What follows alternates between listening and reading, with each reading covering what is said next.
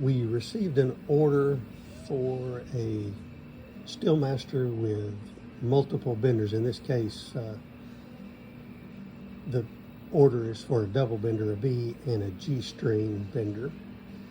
So I decided I would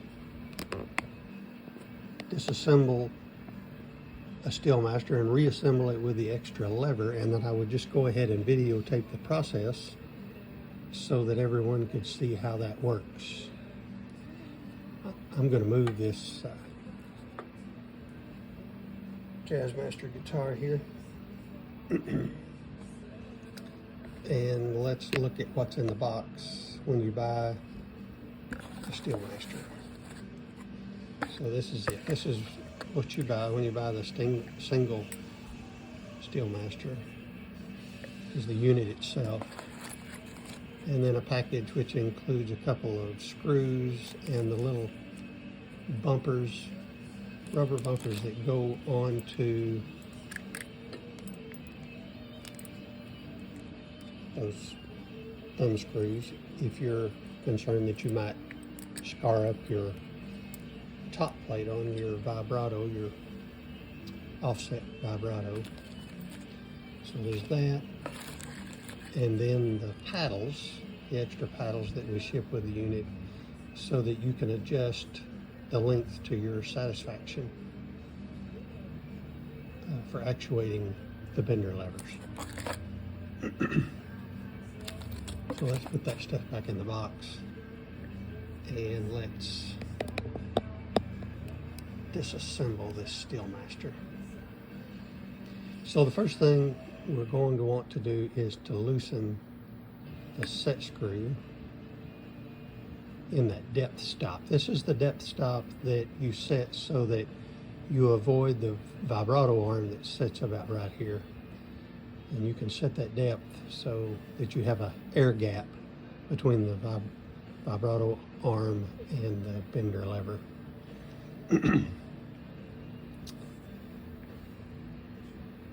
To loosen that, you're going to need a 5/64 Allen head wrench.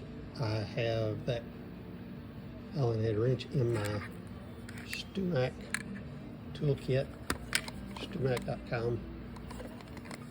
So if you have one of those, you have what you need. Let's loosen that. If you don't have a SteelMaster kit, you're going to need just an Allen head wrench. And I got this one out just to show you guys. That's an Allen head wrench, and you probably have one in your toolbox at your house. 5/64. After we loosen that, and it's moving on the axle for the bender lever, we need to remove that snap ring. That snap ring fits into a snap ring groove and holds that axle in place. So I'm going to choose one of the smaller screwdriver accessories from the SteelMaster. It's a flathead screwdriver. And I would recommend you get a plastic bag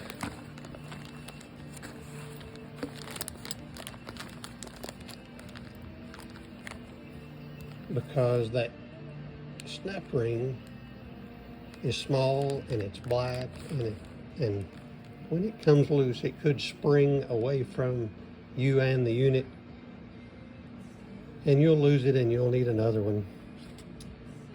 And you're going to call me or Shelby to get one, and we're going to send one to you. But if you'll use the plastic bag,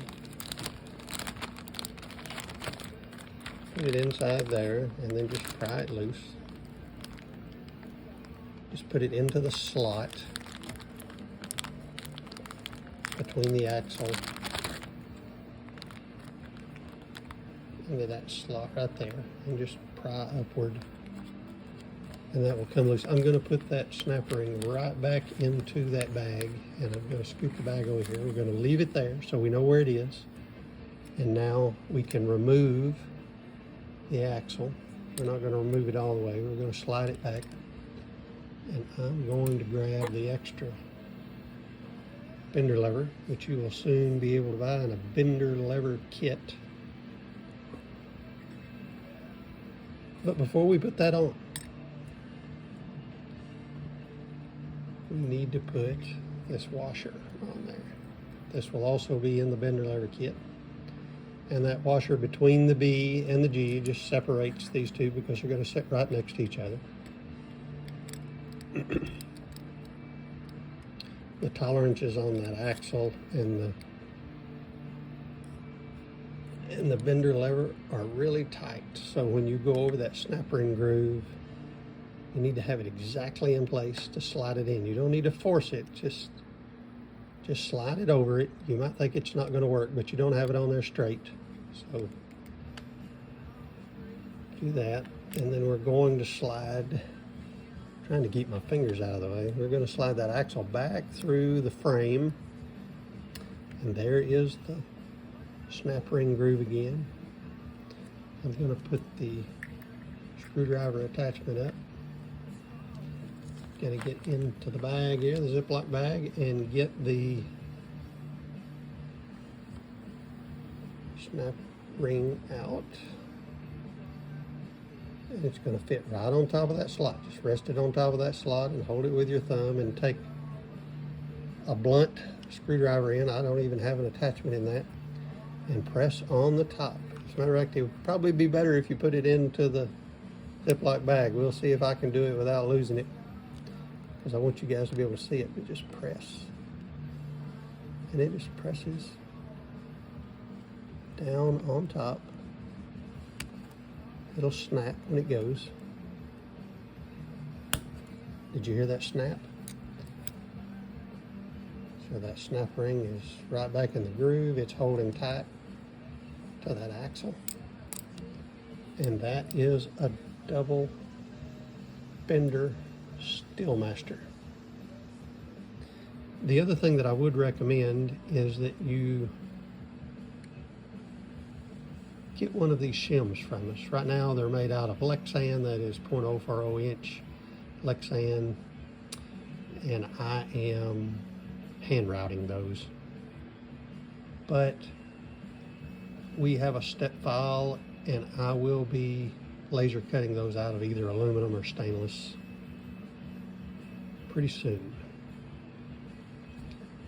That is the assembly process. If you have questions, reach out to Wade or Shelby, or put comments here in the YouTube app, and we will answer your questions there. Thank you.